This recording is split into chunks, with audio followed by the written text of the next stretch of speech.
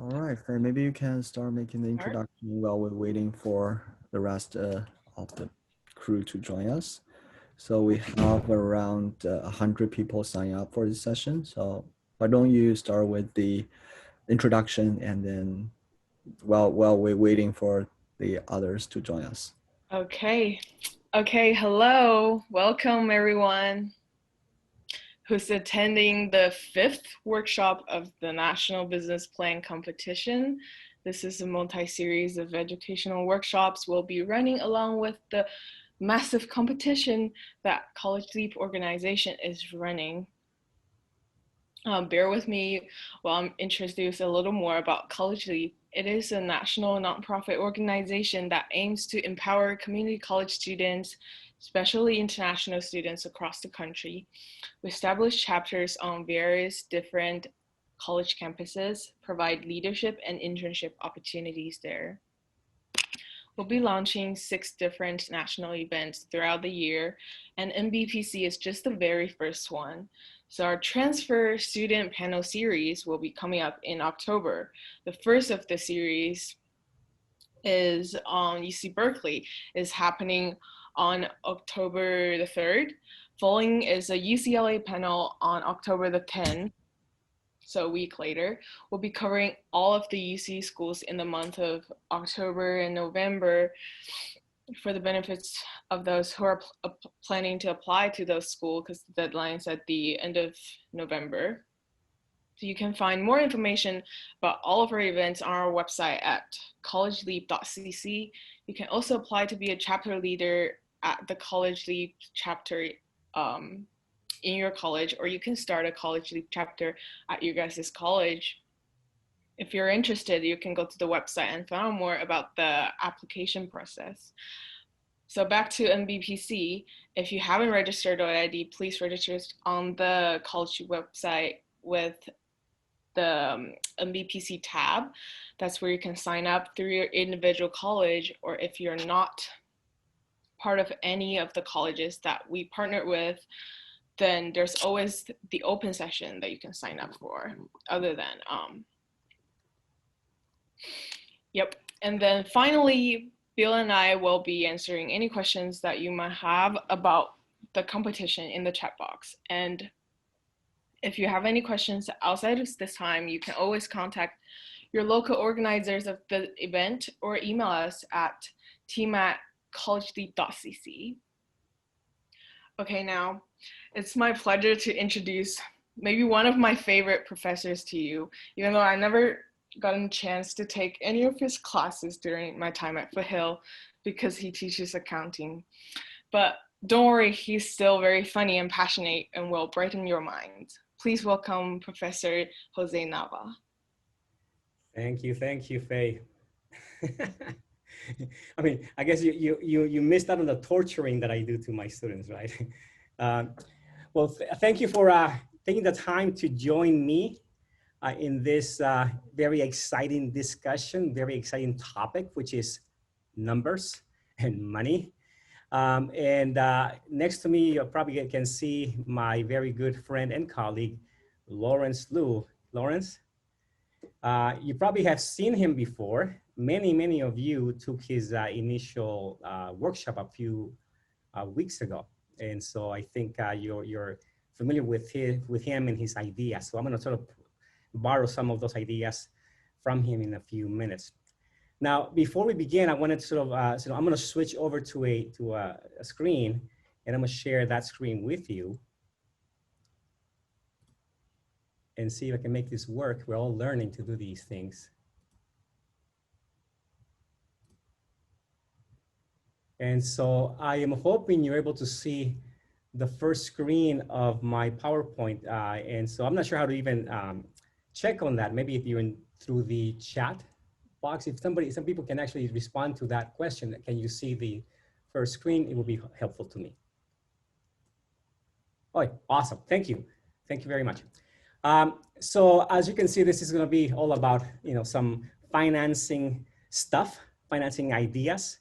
And I'll take you through some slides to sort of give you some foundation, and then we'll get into the really nuts and bolts of some of these things you'll be doing for not only to learn these things, but also to apply it to your competition coming up. Oh, one more thing I wanted to also mention is this. I'm going to provide you at the moment with a link. And it is let's see, I'm going to put it in the chat box. I think that means that everybody can see it. And it's right there now. And I'm not sure if you can see it. Hopefully you can. And if you click on that link, you're going to see that it takes you to this Google Doc that I think may be helpful to us, to me and to Lawrence, in terms of responding to your messages. I'm sorry, to your questions, either while we do this workshop right now in the next hour, but it's such a short period of time, I'm sure we won't be able to respond to some of your more important questions. So I wanted to give you a chance to use this format. That way, Lawrence and I, and maybe others, can come back throughout the next week or so and respond to those questions that were unanswered. And also, you may even add questions as you go forward in the next several weeks, and we can actually help you with some of these questions. So you can actually use this Google Doc for that purpose. I hope that makes sense, and let's see if that actually works. Okay. All right. So with that in mind, let me just go on to the first slide, and as you can see again is the basics. And the first thing I wanted to ask, let's see if I can, this doesn't move, hold on. Oh, there you go. I told you I would be borrowing some ideas from Lawrence. He taught me how to use Slido. And so can you see that, Lawrence? Yeah, okay.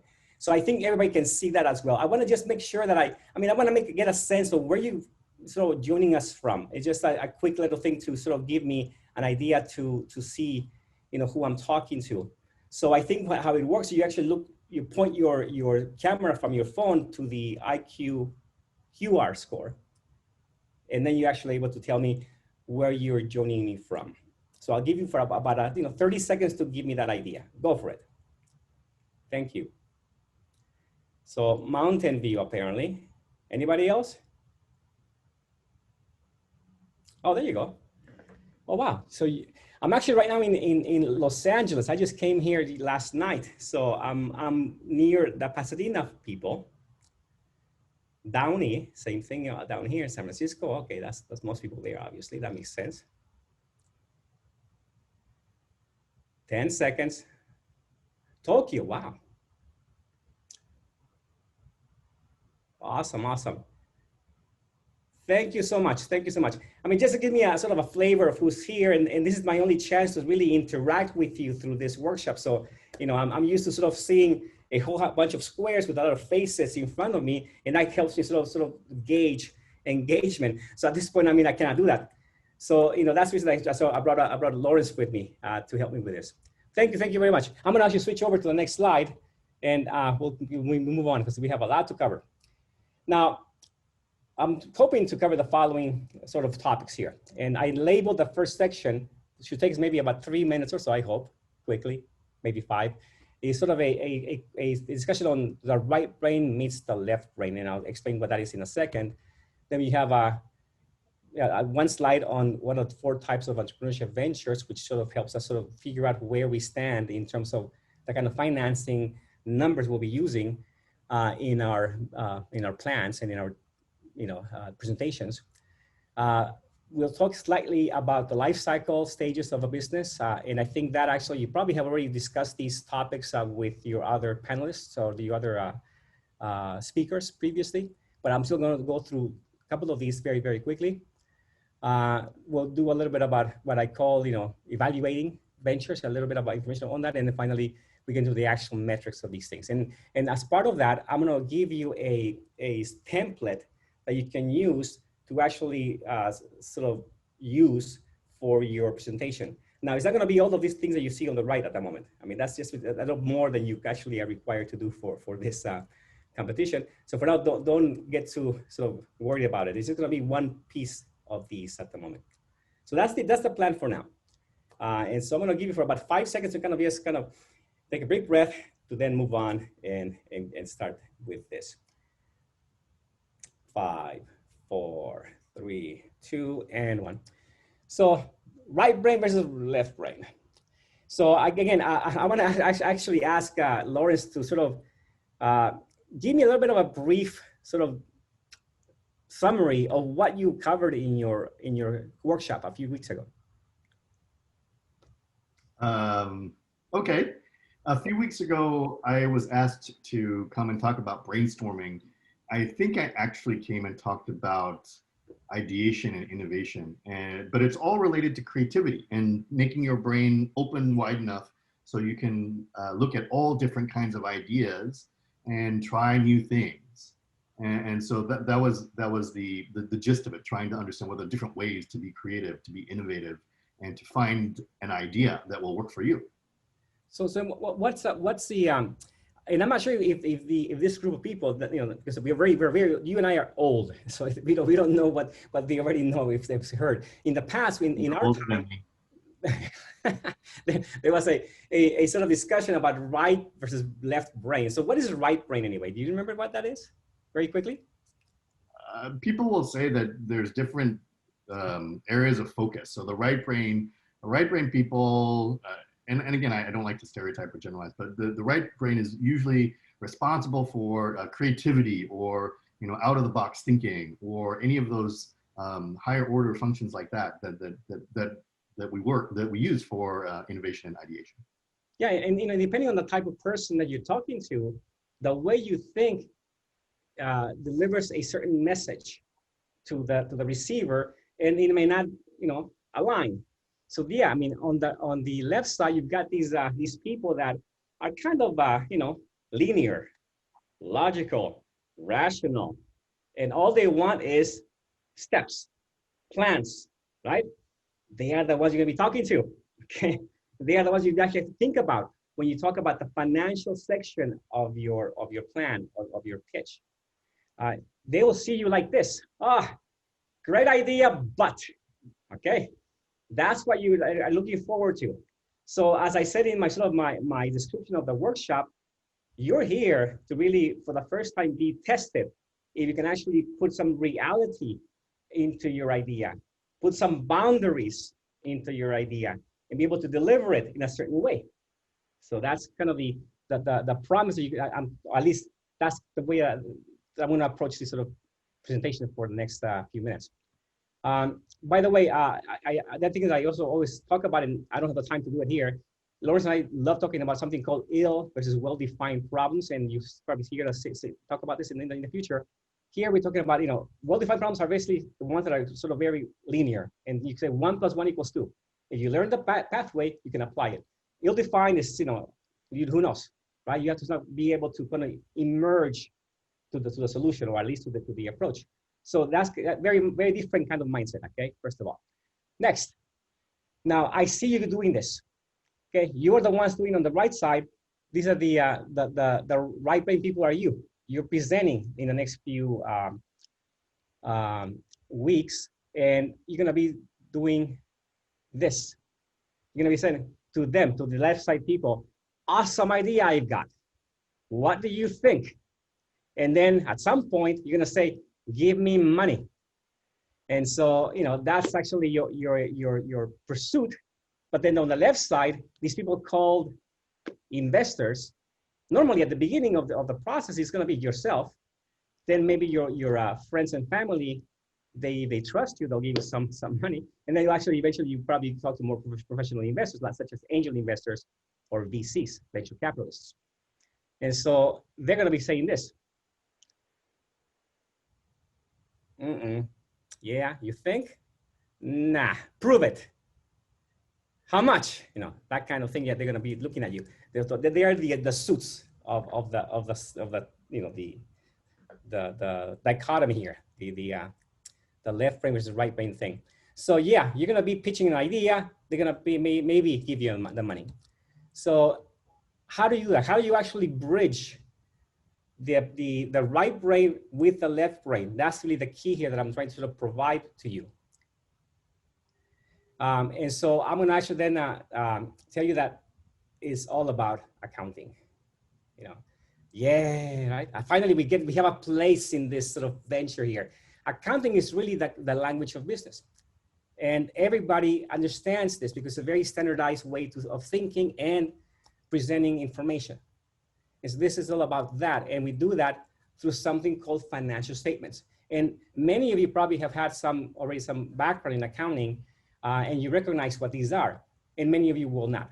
And so later on, I'll give you a little bit of primer on what these are. But basically right now, I'm gonna show you there's 4 financial statements, and the ones that you'll be using for the investors to present, or to, in our case, the judges in your presentation when you do the competition, they might be a little different than the ones that we see here in terms of the actual way you do it. But basically, it's the same thing. Okay, a balance sheet, income statement, statement of owner's equity, and a cash flow statement. And you know, I'll move on from here because later I'll show you what these are in more detail. Somebody says here, there's a question. He says, how do we become an angel investor? Well, actually, is by having money. that's all that you need in terms of that. I mean, these are people that actually have their own sort of money. They've also probably did well in Silicon Valley. They sold their company. They have a lot of money set aside, and now you can actually invest it in somebody else. So they're actually going to have probably to, you know, look for a niche that they want to focus on, and then be able to then find people that they can trust and they believe in their idea. And these are individuals versus VCs. These actually are more of institutional individuals that are going to be investing in your company. Okay, let's move on because I'm going to run out of here is the sort of the kind of ideas that come from either side. Now, I think it's backwards, actually. I didn't switch it. I should have switched it. But basically, you're talking about, again, on your side, on the right brain side, actually, again, it's backwards. You're trying to create value. That's really the main thing that you're trying to do. On the right side, they're saying to themselves, oh, I don't care. What I care about at the end of the day is money, profit. Obviously, there's other things in there, but really that's the essence of it. And so again, you have to bridge those two, okay? And I will not go into much detail into these definitions at the moment. I'll just keep going. Now, it does matter what type of entrepreneurial venture you are. It matters. It's not just one type of entrepreneurship venture. And so there might be people that do entrepreneurship to simply replace their salary of a job. That's different than some other type of entrepreneurship where you want to actually not just simply replace your money, your own salary, but actually scale into a big company. Those are the ones you're usually sort of thinking about when you do these kinds of competitions. So there's a difference there because there really you're trying to impress different kinds of people. And there's a different process, more formal process. Then you've got something that is dear to my heart, dear to Lawrence's heart, and dear to Faye. I know because she was with us in the past couple of years at Foothill. And there we do something called social entrepreneurship. So here it's not just simply about profit. By the way, the second one here really is those are the ones I'm talking about when I mean profit-oriented investors. Here, they're still gonna pursue profit, but also there's another part of this, and that's social impact. So that's another type of entrepreneurship. And finally, there's something called intrapreneurship. This was sort of what I used to do when I used to work for HP, is that I used to sort of be part of a group that would actually then use the resources of the company to do some kind of entrepreneurship that would basically create value for the company itself. So those are kind of the 4. For this specific presentation, I'm going to assume that you're here in the sort of regular one that we think about in terms of the Silicon Valley. Okay, you're going to be trying to scale a venture from nothing to exponential growth. That is your approach, I would imagine. How about life cycle in terms of that? So you've got actually something like this, and I'm sure you've seen something similar to this in many other places. It's pretty traditional. Here I'm borrowing it from this textbook, so it's obviously not mine. So what happens here is that you're gonna probably, if you look at 0 here, that's when you actually begin to pursue sales. You're ready to actually move out and out of your development stage and go into selling. And you still start at 0 in terms of revenue dollars. But before that, it takes you up to 1.5 years, give or take half a year to actually move into that stage. Eventually, you go from development stage to startup, again, when you start generating revenue, to survival mode. This is where you have the sort of the most dangerous phase of your existence. And I'll show you why when I show you the bucket. Okay, so remember the bucket. I'll show you that in a bit. And then eventually, you actually, if you survive, you're going to be in the rapid growth stage, and then finally you mature. So that's a typical type of life cycle that you're going to be seeing in your ventures if you were to go through with it. Well, it doesn't matter. Well, of course it matters, because at every single stage you have a different sort of mentality required, a different type of mentality with respect to what you're going to be showing your investors, because the investor type will be different. This might not be the best kind of table here, but it kind of serves the purpose of saying to you that, for example, look at this one here. You're definitely in the development stage. You're just beginning your idea. You're at the very beginning stage. In reality, even though it says here entrepreneur, oops, what happened? I moved the mouse, I think. Even though it says entrepreneur, it is angels, really you're gonna be talking to yourself and talking to your family and to friends at the beginning, at that stage. But eventually, you're gonna be talking to, hopefully, at least business angels, and they will be able to actually catapult you to the next stage. And so at each stage, you see there's a different sort of set of people. The VCs really don't come into play until later, okay? Probably, definitely after the startup stage, possibly into the survival stage. That's when they come in, because they wanna see a more formal business being formed at that point before they come in. And also, finally, there's also some kind of differences in terms of the metrics you're gonna be showing in your pitch or in your presentation or in your business plan eventually. That comes later.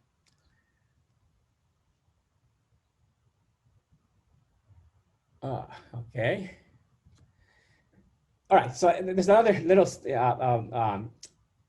slide. Let's see if this works. So this will help me figure out how many of you have taken some accounting, and that way it gives me some a chance to see if I need to go further into more detail later in another slide. So can you please look at this?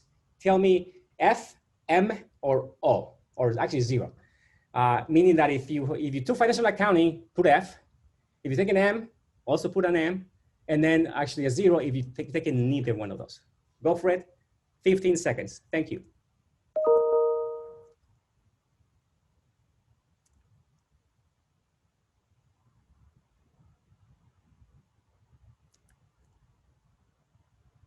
Oh, the 0 is winning. 5 seconds. I just need to get the gist of it. I think I'm getting the gist of it. Yeah, there's some that have taken managerial accounting and some have taken obviously financial, but most have not taken either, at least for the first 16 responses. Okay, so with that in mind, then sort of give me a chance to give you a very quick primer, okay, that will also help you sort of translate things to your investors, and in your case to the judges. If they were to ask you a question, you need to at least understand the conceptual framework of accounting. So I'm going to move forward now to the next slide, and I'm going to show you this thing. I just created this just before the meeting, so let's see if it works. I have to make sure that it actually is. Now this square here represents a bucket, okay? So think of it as a bucket that will hold some kind of water, all right? And so this is the balance sheet. The balance sheet really is a bucket. It represents sort of a position of a company, the financial position of a company at a point in time. And part of that will be the equity or ownership level of the owners in that company that is represented by the statement of owner's equity. So that's all part of this little bucket here. And that is also, the line that shows you basically what's the net worth of the company given some formula. A company always has assets.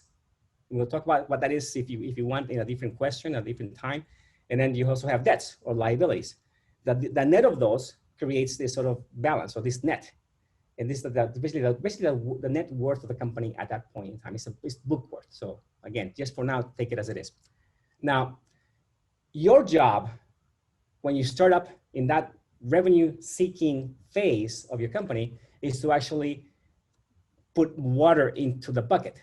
That means revenues. And for now, I will not get into the difference between revenues and cash. That also is actually quite important. There's a slide at the end that you're going to have to review on your own that will just tell you keep in mind that you have to actually look at the accrual part of this conversation.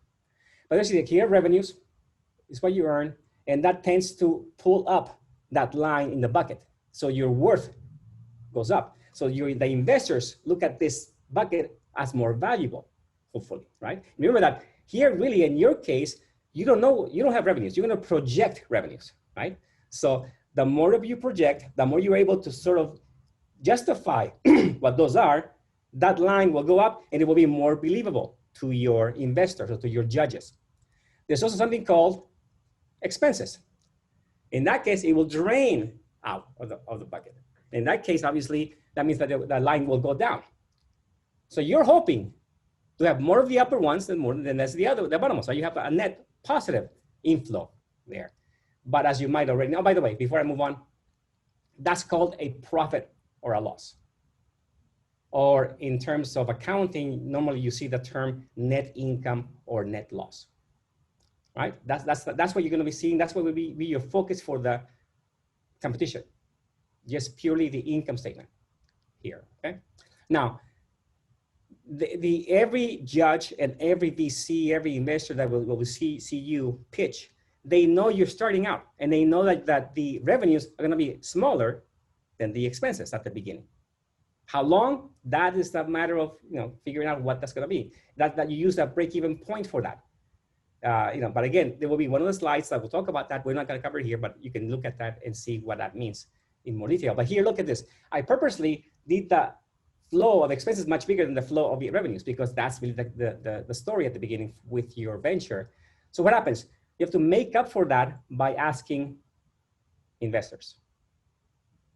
So that's really the key for you to actually maintain survivability. And you can go from a startup stage to survival stage to basically, hopefully, the maturity stage. And that will pull up again your level. But now you actually have other people owning you. That's another sort of discussion. And there will be at some point, these investors will want their return on that investment. That will also pull down that, okay? So that's really the story of accounting. And so keep that in mind as we move forward in this, okay? Discussion. Here again are the topics that I told you we would cover in this workshop, but notice that really we don't have the time to go into all of these. And so even though I just mentioned a little bit of cash flows, I mentioned a little bit of break-even analysis, I mentioned the balance sheet, my focus at the moment will be simply the statement, the income statement, because that's what they want you to do in the competition. And I think you have to sort of confirm for me, because I think I saw it someplace in the template that they gave you for your presentation. In one of those, there's a financial slide that shows that they want you to show, I think, either a 3 or a 5 year projection for your income statement.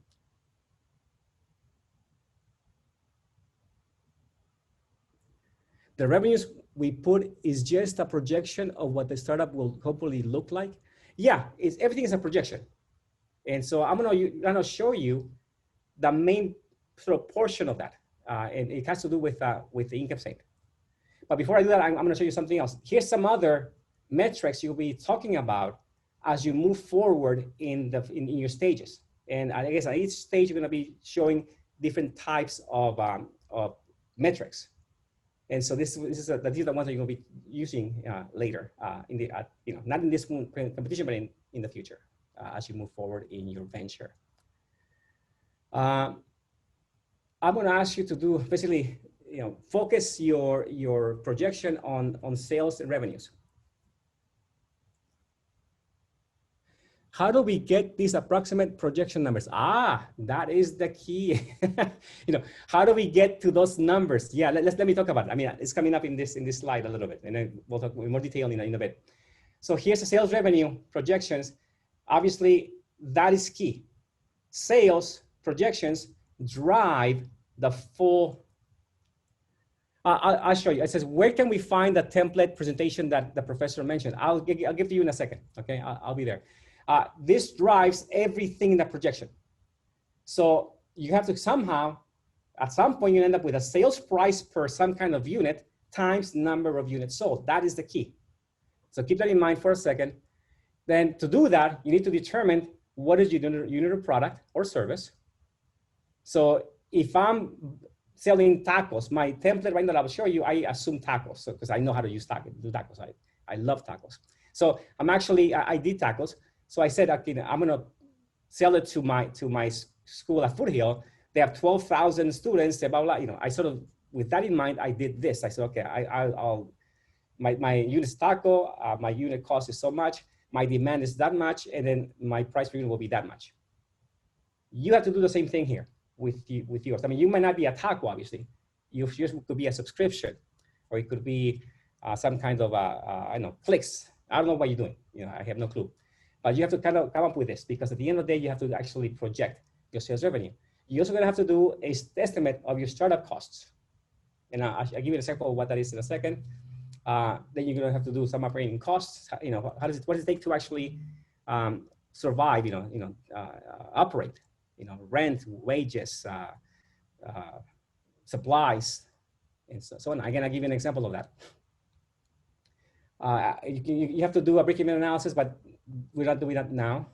Then you construct a 12-month income statement projection. Now you could do a 1 month and then do the next 4 years on a yearly basis, or you can do monthly every year for 5 years. Either way, you're gonna have to do these projections, and to do that, I'm gonna use something called a score template. There's a lot of templates that's out there, but I think the best one, or not the best one, one of the ones that I use because it's just easy, is that score one.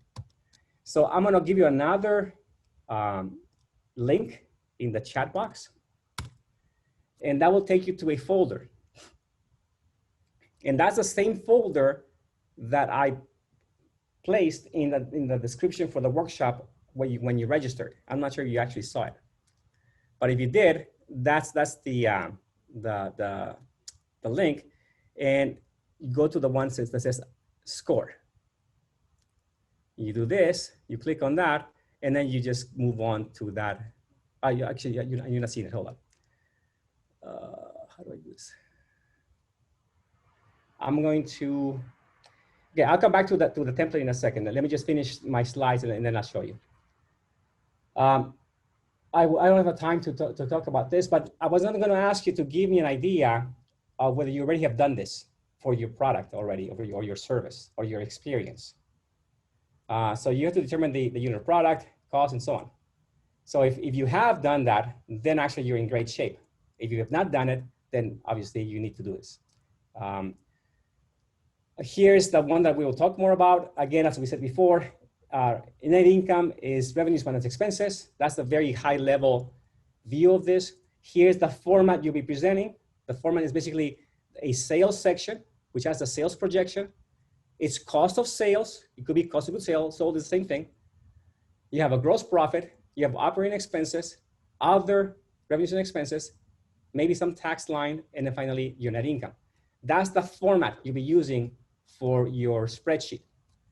And then here's an example that I found on the internet that just gives you sort of a 5-year projection in the same kind of format. This is actually a more detailed one. And so that's what you're going to be coming up with and presenting to the judges at some point. And here's the thing, I promise you, the judges, remember I told you, they're going to say, really? They're going to cross their hands like this, their arms, they're going to say, prove it.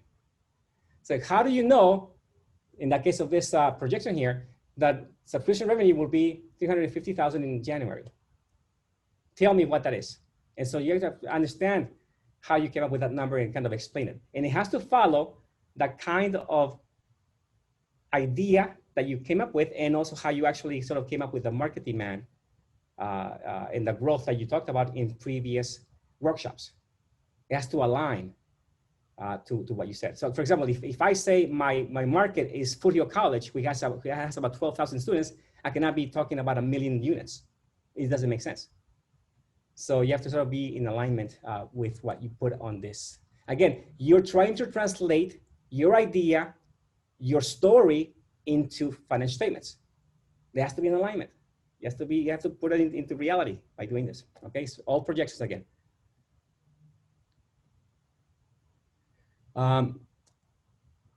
Again, I'm not gonna go through this. Here's a slide on startup costs. It's a slide on the balance sheet. And you're gonna have all of these slides in the same folder that I just gave you. Here's a slide for the statement of cash flows, break even, and then finally you come back to the same link that will take you to the folder that I just gave you.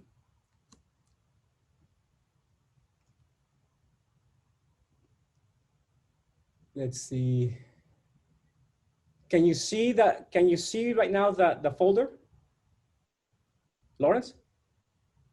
Yes? Okay, thank you. So now you can see that I'm gonna go into the score and show you what I want you to look at. It has a lot more than you need. And so I asked many of you to, if you had a chance to go see this before coming to this workshop, but I'm sure you're busy like all of us. And so you have a whole bunch of different sheets at the bottom here. And I already sort of used this to, and I sort of assumed some kind of business, again, tacos. But at the end of the day, what you're looking for, if you go to this menu, it's at I think it's 6B. That's the one you want. Okay, C. Or you can also move this way down at the bottom and go to 6B here. You click on that, and here is the my own 5-year projection for my tacos at Foothill. Now it's the numbers are a little off because I haven't really gone back and checked some things, but basically that's what you need to show. Notice that you have a revenue area here. You have a cost of goods sold section here.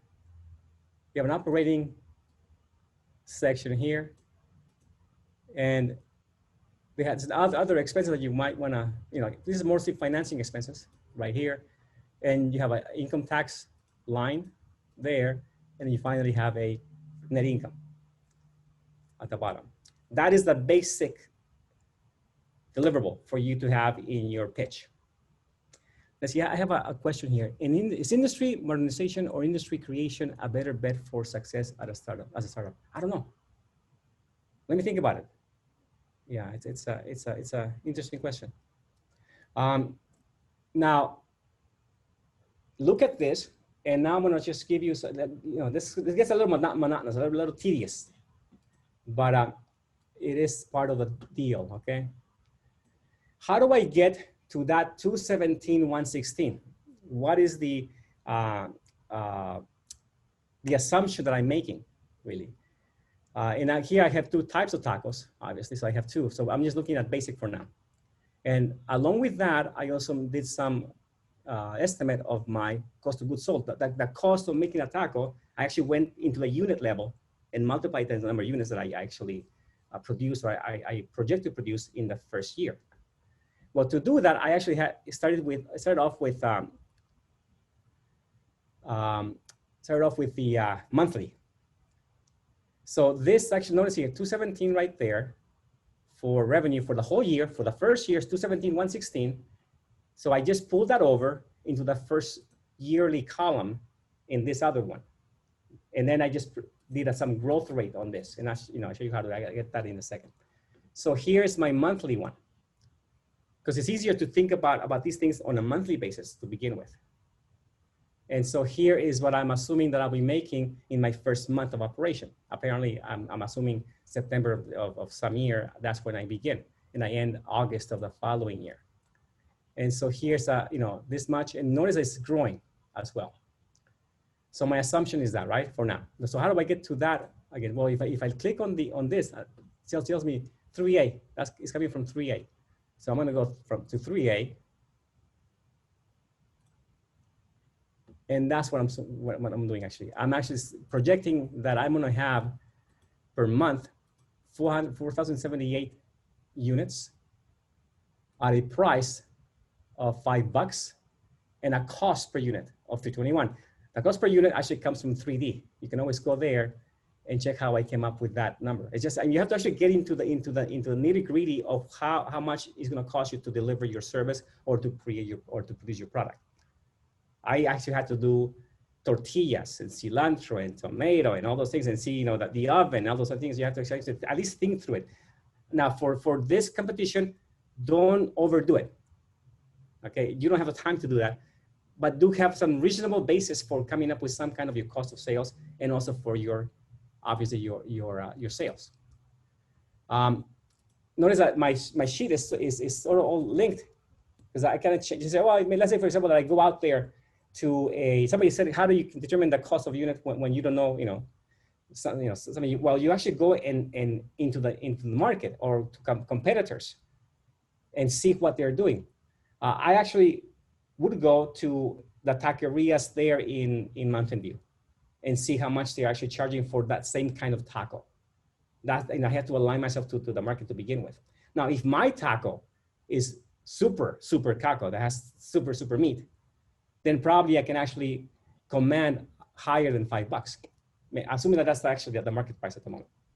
Well, I can actually say, well, mine can actually will give me more like $6. I can just change that, and all my numbers will change automatically as well, if I do it right. See, now it's changed. I'm gonna go back to 5. But reality is, the main point here is that you have to actually look at your projection as a check of the reality of your idea. You've got to really define what that service unit is. Somebody is asking about that service unit, and then once you do that, then you have to go and cost it. It could be anything from the amount of time you actually, or somebody else will take to actually deliver that service. If you're paying that person some kind of a wage, that will actually determine the cost per unit, or the cost per unit of service. For example, when I was working at Deloitte, a CPA firm, we did tax returns. It was a service. And so we actually assign cost by hour, hourly rate. And so every hour that I spend on a certain client, it will be so much. In my case, it was like $300 per hour. And so it was actually our way to do it. But you have to look at your own business to think about it. How can we determine whether our cost for the product or for the service is the right amount? Well, again, first of all, I would actually go out, and if there's something similar to your product or service out there, then go and check what they are doing and what they're charging. It doesn't have to be the exact same match. It has to be at least in the ballpark. If you don't have anything at all, you're completely new, it's a completely creative idea, it's more difficult, right? But then you have to, at that point, you have to sort of think about how much value you're bringing into your customer or to your client, and then charge accordingly. I don't know what that would be. We have to sort of think through it and say, which is the reason I say, if you have questions about those kinds of questions, use the Google Doc that I gave you, put a question in there, maybe put in your email address or your email address, and then put in there your question. And we can probably then do a Zoom just individually to talk about your business that way in the next week or so, okay? And so my suggestion would be for now is to look into these spreadsheets here, especially the one I showed you at the beginning, and then figure out how these numbers flow, get a sense of how I ended up doing my sales projection. It is easier actually to come up with these other ones here.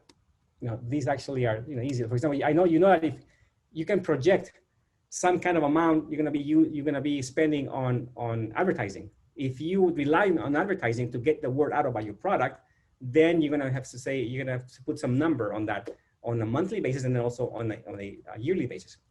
If you're gonna have maybe you actually have lawyers work on some of your work, which you will, and at the beginning, the amount might be bigger than in the other years. So again, you have to be reasonable as to what you put in there.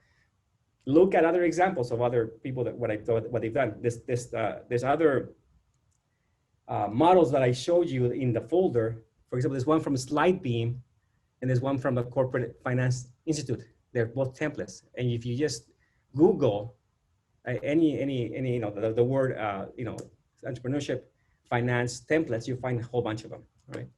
And so that will help you. But basically, you have to sort of give yourself some kind of list of expenses you would be sort of using throughout the process, and then come up with like an estimate of what you're going to be doing. Now, normally they don't ask you, the VCs will not really, or the judge will not ask you too much about this part. It's kind of mundane, you know, who cares unless they're very big numbers. What they're going to ask you about more likely is this, okay? The revenues and the cost of sales. Those are the two main things that you really need to know how you came up with, because that will determine whether you actually have thought about your market and about your unit of service. Okay, your overall demand for your product. Other than that, I will then, because it's about 3:50 almost here, I'm going to stop. All right, and Lawrence, anything you want to add for this? No, this is great stuff. Keep going. And so, I mean, the time is not enough to go into that much detail. But again, use the Google Doc to maybe get in touch with me and maybe with Lawrence, and we can follow up, okay, if we can. So here's some questions I'm going to be going to, and so I guess you can use a Q&A or use the Google Doc if you wish, if you want to talk to me later. And so I'm going to see if I can actually answer some of these questions in the next 5 to 10 minutes. Let's see.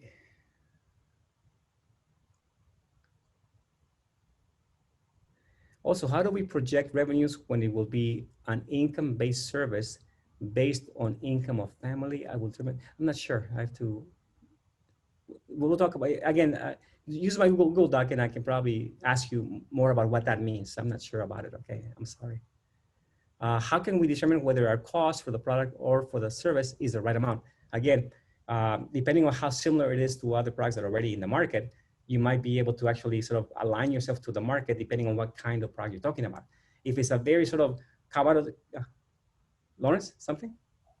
I'm just curious, are they talking about cost or price? Cost. So unit variable cost or the price? Overall cost, I guess. Sandra, what's your, is it overall cost or anything? Is it just a specific type of cost? Just the product cost, I think it is. Yeah. I guess my question is, because you mentioned going out into the marketplace to see what other people are charging. Is it right? Yeah. I mean, if the product is similar enough, then yes. So then that's price. Yeah. Oh, I see what you're saying. Okay, I think people are looking for the folder, that Google Doc to put questions there for later. I just put it in the chat box just in case people need it. And I think I did share it correctly this time. Yeah, anyone with the internet and the link can view the link. Okay.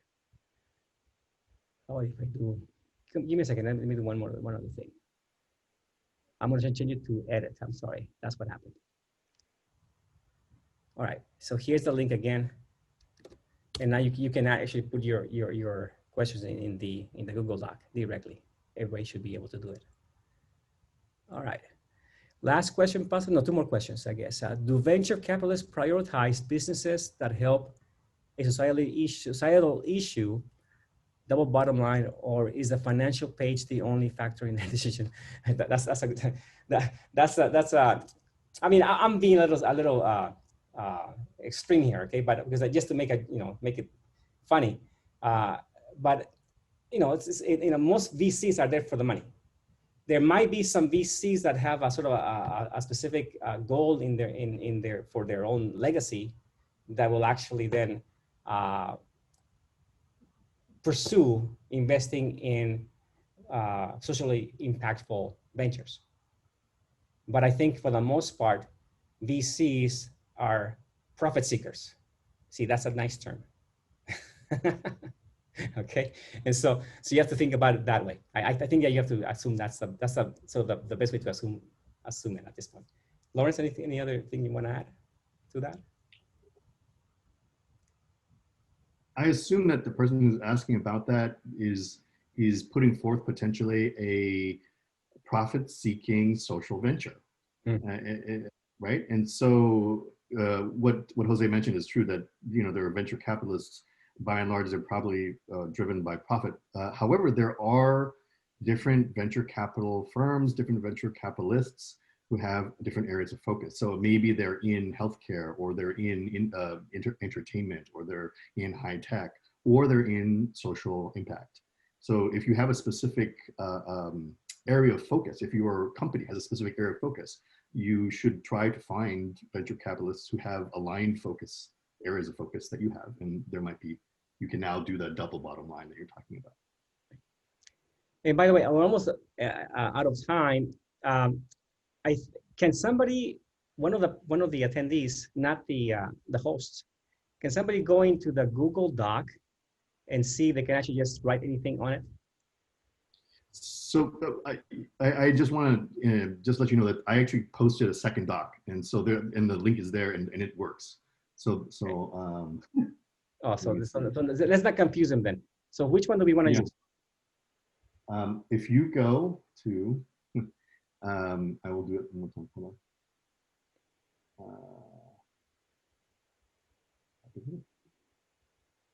I am in the Google Drive.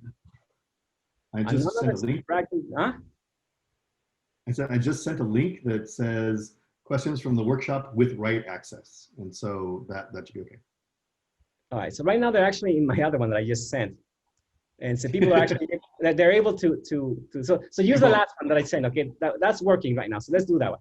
So just to make sure that they have the right one, I'm going to do the following. Okay, I changed the title to say, "This is the one."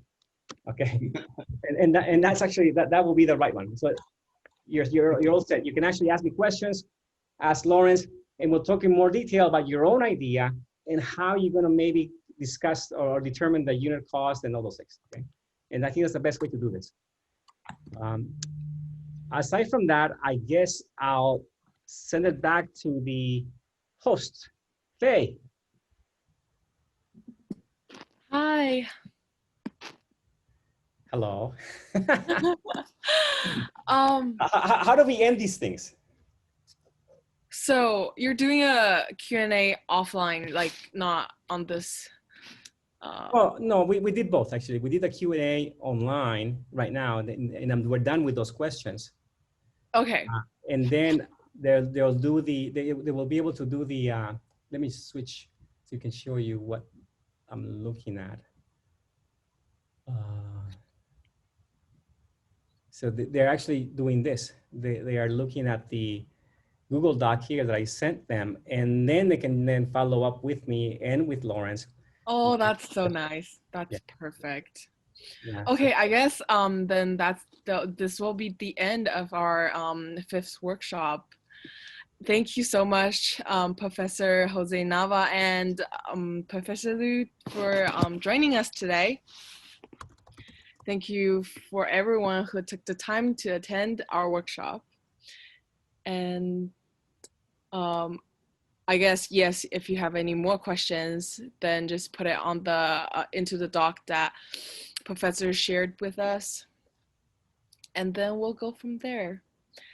Thank you so much. Thank you. Thank you for coming. Bye-bye. Yeah, they're saying thank you in the chat box. Oh. Okay, bye. Bye-bye. Bye.